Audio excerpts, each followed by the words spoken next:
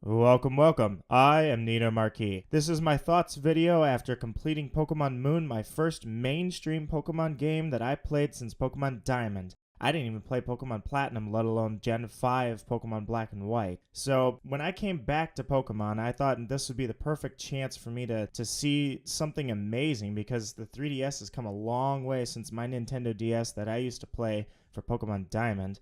Now, I didn't really leave Pokemon for any real reason, just life kind of got in the way. So I'm not going to put that out there immediately that for some reason Gen 5 scared me off, or I would say if there was anything that really kind of pushed me over the edge, it was the Dream World thing. Dream World had come in and kind of invaded my competitive bubble. I didn't like it. So I came back to Pokemon Moon. I just finished my series. I encourage anybody to watch. I would love you to watch. In fact, I would love as many people as you can to comment because I love seeing comments. I love interacting. But the series was great. It was awesome. It had its moments. It was amazing. I almost would do a best of if it weren't for the fact it was a regular playthrough. I'm not even sure it would be worth the effort. But to me, I had the experience and that's awesome. So it can't be taken away from me. But I had so many thoughts, and I didn't want to put these thoughts all at the ending credits of the game. So I thought, you know what, I'll just make a video on this itself. I'll throw some of the battles up on the screen, and this will be a short video, it's just straight up my thoughts. What does somebody who was gone away from Pokemon for 10 years think of Pokemon Moon coming back? I mean, a lot of things have changed. First off, TMs, those are permanent now. You only have to get one TM, and then you can teach it to any Pokemon. HMs, gone. We don't need those either. Now you have Ride Pokemon. The uniqueness of this region, it was amazing. So the first thing I want to say is I absolutely thought this game was incredible. I thought this was an awesome experience. I am going to have lasting impressions, and my memories of this game are going to be very fond for a very long time. I completed this game on the channel, and forever that will be known as the first Pokemon game that I did a full playthrough on the channel. And I did it with a camera nonetheless. I think it turned out great for a camera, I was very self-conscious about doing it with a camera, to be honest. So I'm really pumped. It's just that game was so awesome. I did not expect it to be like that. I had certain reserved thoughts for it, like it's gonna be okay. It's gonna be a decent Pokemon game, and the story's gonna be all right. But it's gonna be kind of a open world. I thought it was gonna be open world, honestly, with the islands, and then instead it was kind of a singularity. There was a linear path that was pushed throughout the entire game, but I'll get to that. So one of the first things I want to make sure everybody knows is there were two things that I want to point out before I say anything about the difficulty of this game. Number one, I didn't use Z moves. Is there a reason I didn't use Z moves? Sort of. It's not really anything other than the first trial against Kahuna Hala. After I finished, it said something about you didn't even use a Z move. After that, I figured, well, what if I go the whole game without a Z move? The other one was Z moves. It's not just that I had heard they might be powerful. It's that I see that it was like an instant one-shot almost. So I kind of felt like that wasn't very fair. So I just cut Z moves out.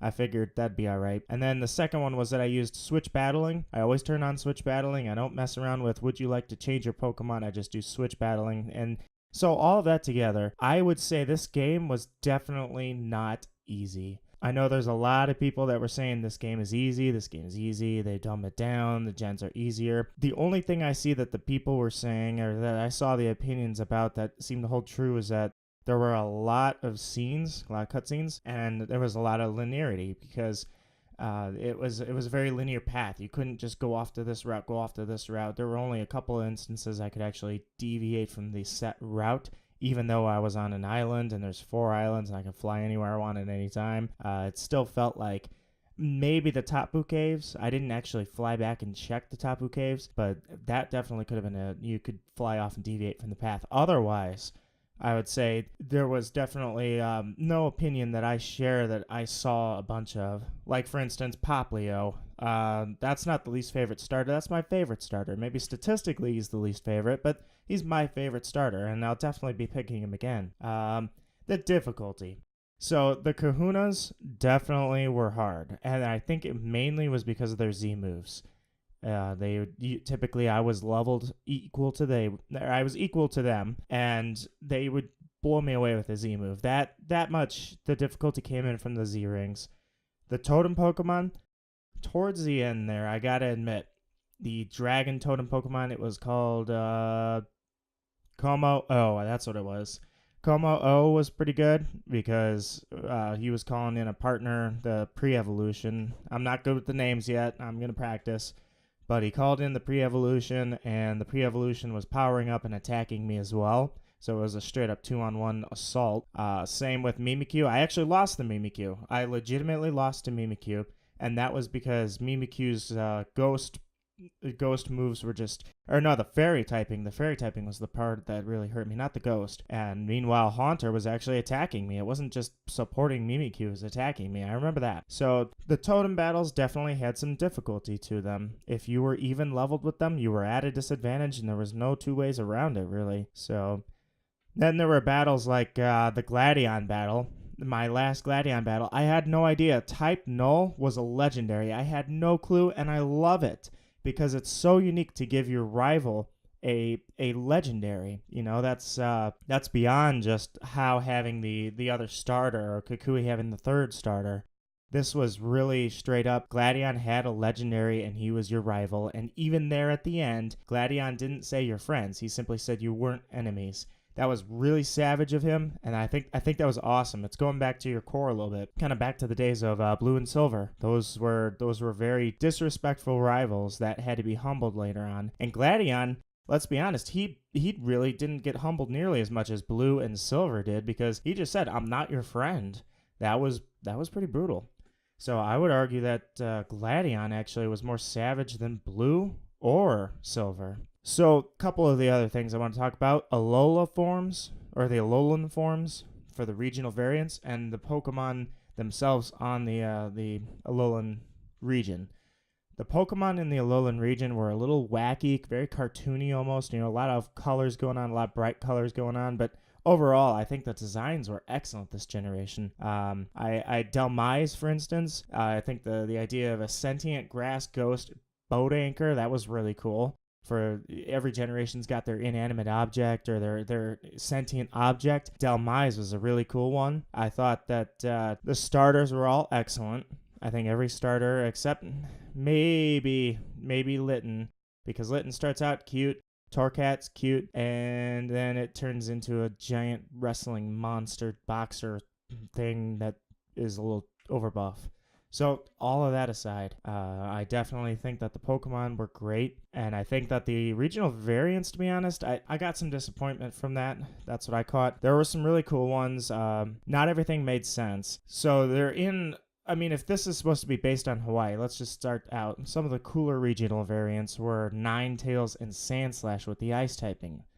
But it really doesn't make much of a sense, even with a giant mountain on the Alolan Islands, to have ice. To me, anyways, to have a snowy drift there, a plane of cold, doesn't really make sense if it's supposed to be the Hawaiian Islands. It's supposed to be close to the equator. Everything's warm. It doesn't matter. They're near volcanoes. They had, Wella Volcano.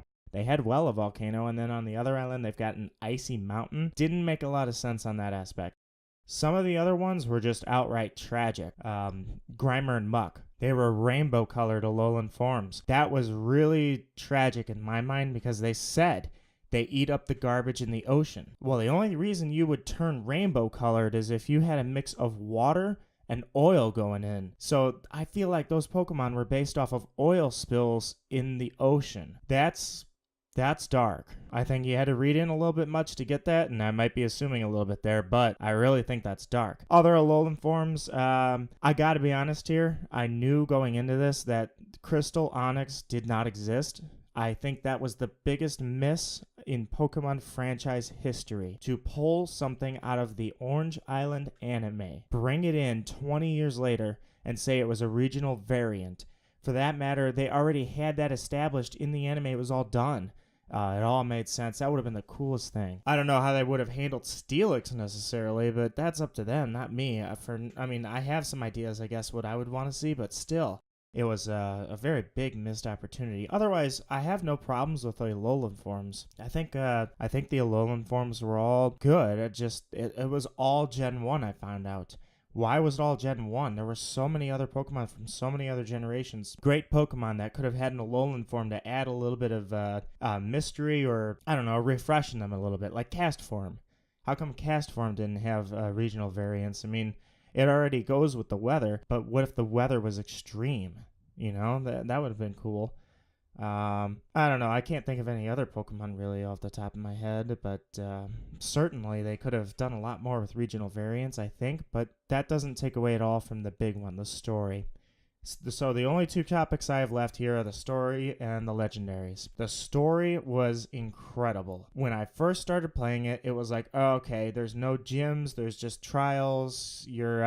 You're focusing back on the trainer versus previous generations where it started to get out of hand with saving the world. We're focusing back on the trainer, at least it seemed. Then there was Team Skull. Okay, we've got kind of a cool, fun, fresh, and quite frankly hilarious team, little gang here. This is great. And then you find out there's a leader that's pretty much deranged. Okay, it's starting to get a little heavy here. And then suddenly you find out that your travel companion, Lily, who stole Cosmog at the start, has mother issues, family issues. To me, it was a surprise. I didn't connect the dots that Gladion was related to Lily until I got to the Aether Foundation. That's all. Once Gladion said something about his mother, I was like, uh-oh, I think I'm starting to get something here, and I figured it out. But I certainly didn't figure that out way back at the start. Even though they both had blonde hair, it doesn't mean immediately that they had to be related. So that was another thought of mine. But the Lusamine arc, and as I'm calling it, the Lusamine Black, I'd figure that that'll stick. That is an absolute mature theme. The idea, I mean, no, that's not just mature. What a slap in the face when you find out that you see a mother tell her daughter, you are ugly. That was like, wow, how mature for a Pokemon game. That is insane. I think a lot of people, I didn't see anybody. I was just looking up, some reviews about the whole Lusamine things, looking at little thoughts every now and then. Wow, I don't think that hit people as hard as it hit me. I just feel like, wow, dang, you just told your daughter you are ugly. You told your son you will never, ever forgive him for as long as you live. In fact, I need to play the game, the post game. I haven't played any of the post game. I'm curious what happened to Lusamine. She, there at the end, started to come around, but she came around in the way that Gladion came around. You're not my friend. You're not my enemy, but you're not my friend. She came around like that, almost like, when did you start getting pretty? Did she have a revelation? And what happened to her Ultra Beast? So, yeah, I'm definitely going to play the post game. I just don't know if I'm going to record it. And my last thought here is the legendaries. So, first off, Gladion having a legendary and the way he got that legendary, that whole Type Null arc of how it was built in a lab, how it was created, that is insanely awesome. That is extremely deep, and I think Type Null might be one of my favorite Pokemon now. I'm not sure. I'd have to compile a list, but I feel like Type Null just kicked something off the top 10 list there. And then Silvally, it evolves. So in that last Gladion battle, wow, what the heck? It evolved, and then I realized I was in deep trouble. Boom. He's got an evolved legendary. Cosmog evolved. That's 2 evolved legendaries. So Galio and Sun obviously evolved from Cosmog. So these evolving legendaries and just the idea of the Island Guardians, I love it. The legendaries were extremely creative in this generation. I personally felt like in Gen 4, there were too many cooks in the kitchen. I saw a lot of legendaries like Shaman, who I disliked. I really am sorry if you don't like Shaman, or if you do like Shaman, because I really never liked Shaman. I loved Cresselia and Darkrai. Darkrai might be one of my all-time favorites as well.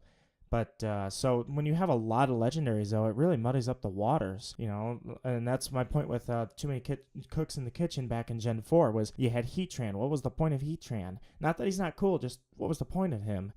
Same thing. But then you come to Alola, and I'm thinking, okay, there's 4 Island Guardians, that's 4 legendaries, and there's the 2 main legendaries, all right. And when it comes down to it, we have all these Ultra Beasts. I don't even know, those aren't really legendaries, but still, they're all unique. They're all amazing. I glanced at the Ultra Beast, but I don't want to spoil too much for Ultra Moon. But, I think the legendaries were very well designed. I'm glad to see they are relevant in competitive play. So, those legendaries are going to stick around for sure. And they have their own Z Crystal. They're definitely going to stick around. I think it's awesome. I think that's my comprehensive thoughts. Let me know what you think. Do you agree or disagree? I had the time of my life playing this game. I feel bad it took so long for me to finish it. I have not left a lot of time here to play Ultra Moon before Pokemon Let's Go comes out, because I'm going to be jumping all over that. So the next series up is Pokemon Ultra Moon Blind Nuzlocke. Since I played Moon, I'm not going in like 100% blind. I know what I'm doing, but I figured now's the time to do it. Add a little twist to it. I'm going to be recording as fast as I can. Otherwise, these are my thoughts on Pokemon Moon. Let me know what you think, and I think that puts it to rest unless I record the post game. This has been Nito Marquis. I'm out.